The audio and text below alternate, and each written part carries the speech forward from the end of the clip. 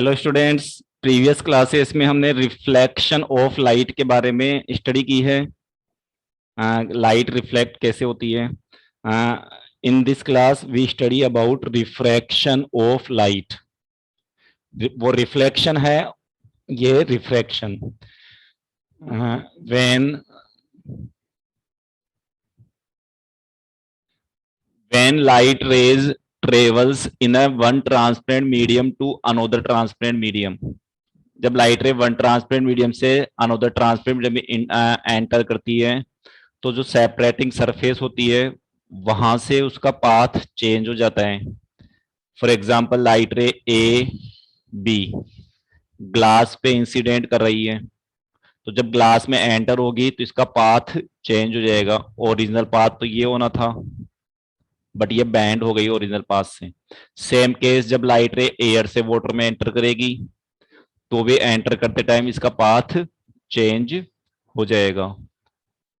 तो when light ray travels in a transparent medium and strike obliquely, obliquely strike होगी students कुछ angle लेती हुई, तो strike obliquely to surface of another transparent medium.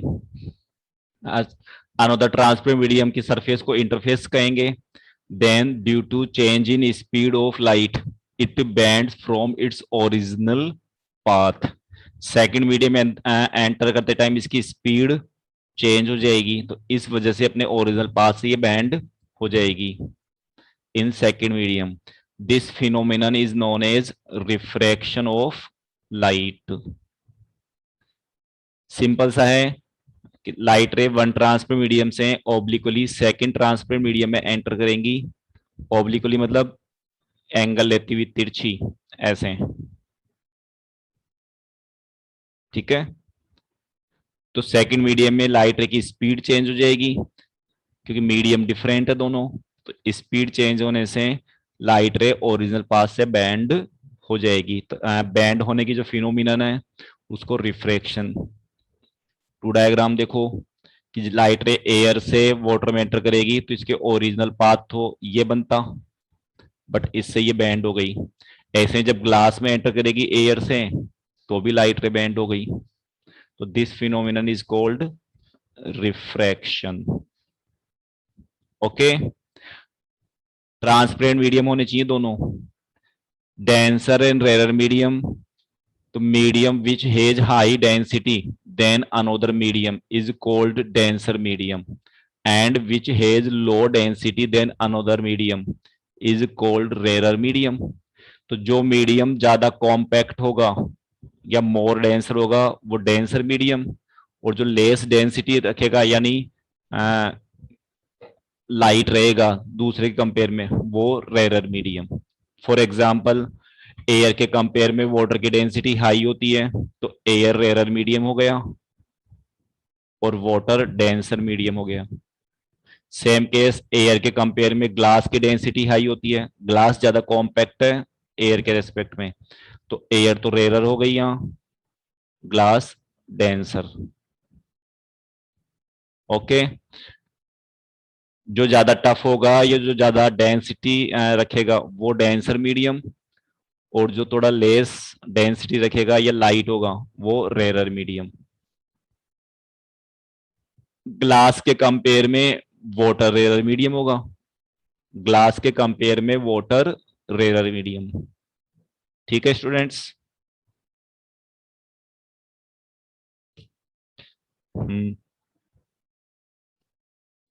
देखो, when light ray travels from rare to denser medium, अब condition से apply कर रहे हैं कि लाइट रे जो है रेयर मीडियम से डेंसर मीडियम में एंटर करती है, then its speed decrease.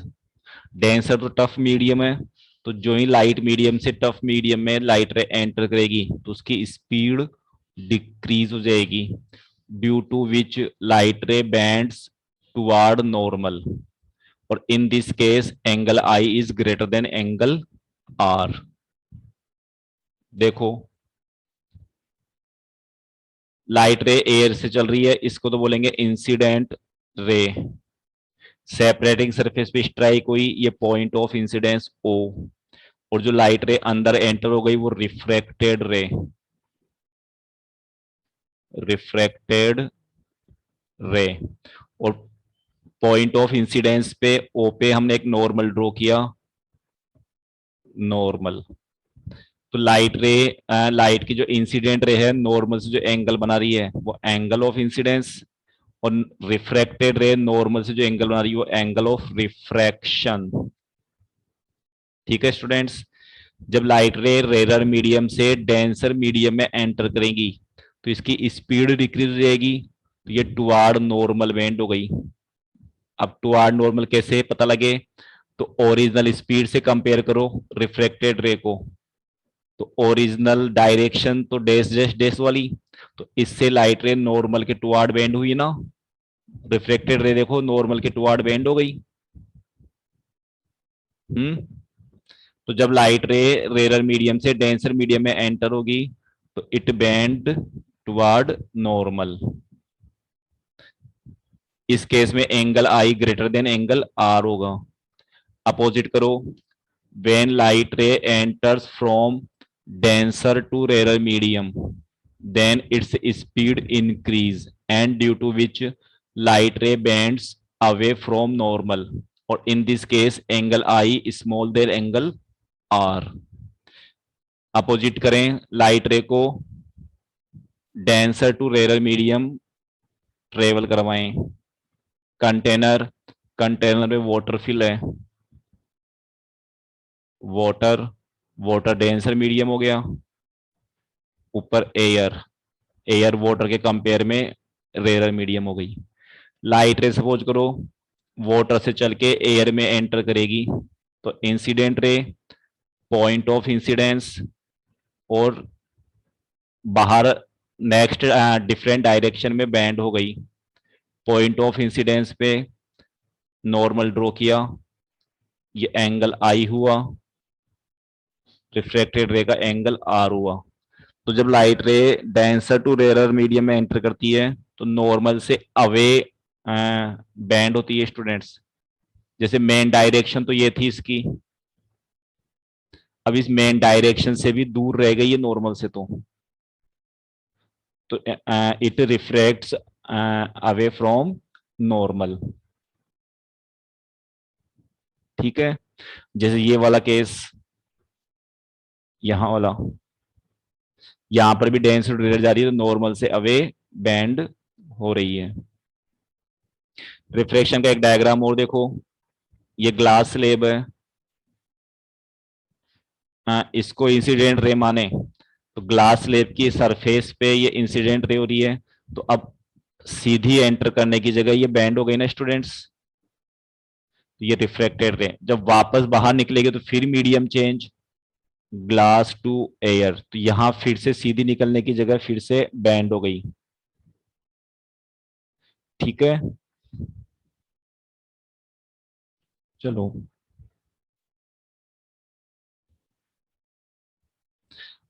when light ray incidents in the direction of normal perpendicular to surface at interface then it does not bend and pass straight through another medium।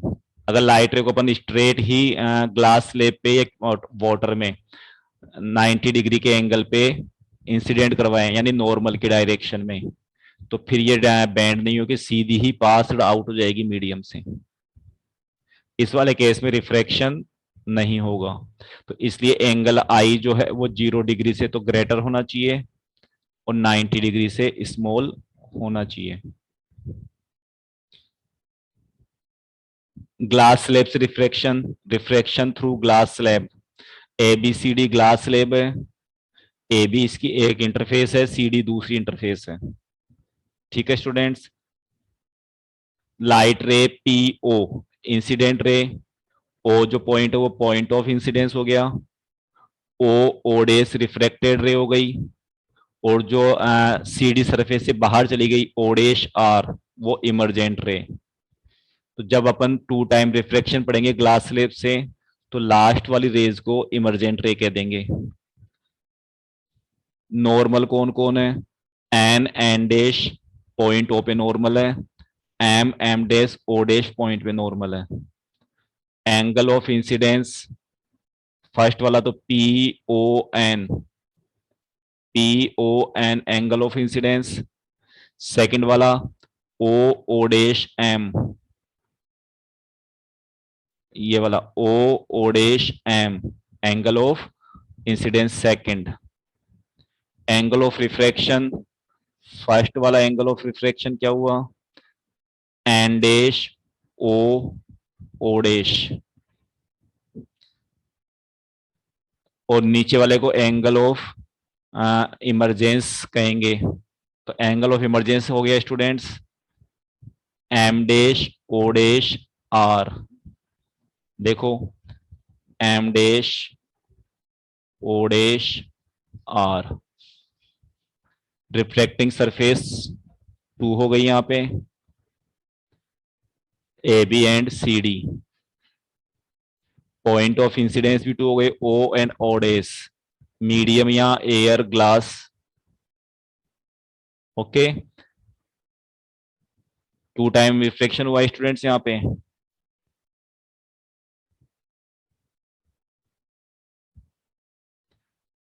Examples of refraction in day to day life.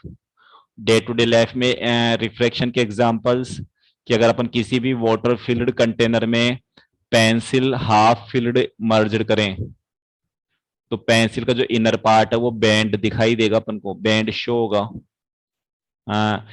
Due to refraction, क्योंकि inner वाले part से light ray denser to rare medium आ रही है, तो light रे band होके अपने आईज में आएंगी। तो इसकी जो इमेज है वर्चुअल इमेज वो डिफरेंट पोजीशन में बनेगी इनर वाले पार्ट की। तो इसलिए इनर वाला पार्ट अलग डायरेक्शन में दिखेगा, आउटर पार्ट अलग डायरेक्शन में शो होगा।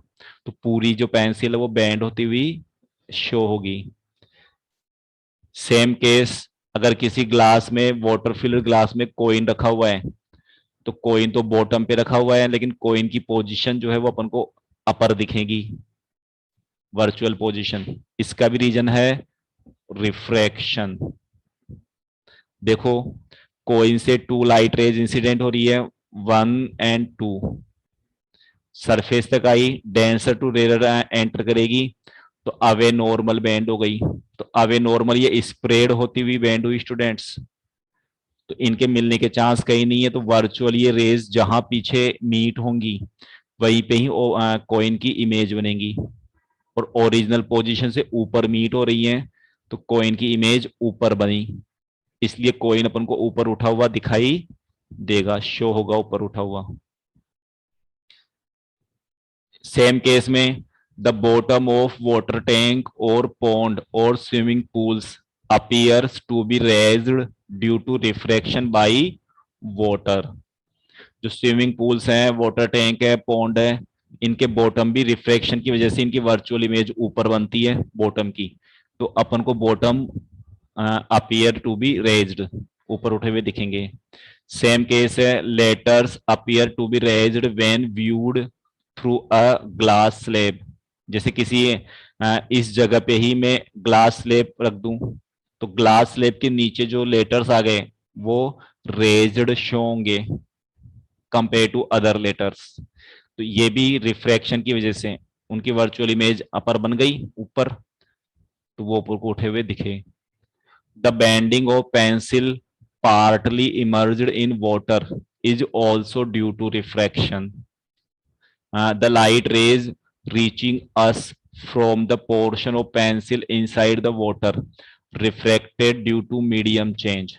इनर पार्ट जो है पेंसिल का जो वाटर में मर्ज्ड है वहां से जो लाइट रे आएगी वो रिफ्रैक्शन की वजह से बैंड होके आएगी, and seems come from direction compare to part above the water. और इनर पार्ट से जो लाइट रे आएंगी वो डिफरेंट डायरेक्शन से आती हुई शो होंगी रिफ्लेक्शन की वजह से, और आउटर पार्ट से लाइट रे आएंगी वो स्ट्रेट आएंगी। तो इस वजह से कंप्लीट जो पेंसिल है वो अपन को डिस्प्लेस्ड एट इंटरफेस, इंटरफेस पे से वो बैंड होती हुई शो होगी। ठीक है बच्चों, जैसे डायग्राम में देखो इनर पार्ट का जो इमेज है वो ब्लैक वाली जगह बनेगी, अब बाहर वाला जो पार्ट हो तो स्ट्रेट अभी भी, तो अपन को जो पेंसिल दिखेगी वो बाहर वाला रेड और इनर वाला ब्लैक दोनों मिलके दिखेगी, तो ऐसा सीन होगा कि पेंसिल बैंड हो गई, है ना। कोइन वाला case, a coin placed bottom of a glass container filled with water is appeared to be raised due to refraction by water। Coin की भी वर्चुअल पोजीशन ऊपर बन जाएगी तो ऊपर शो होगा। ओके स्टूडेंट्स, तो इस क्लास में हमने रिफ्रैक्शन ऑफ लाइट के बारे में स्टडी की है। कोई डाउट हो तो कमेंट्स में आप पूछ सकते हैं। Thank you.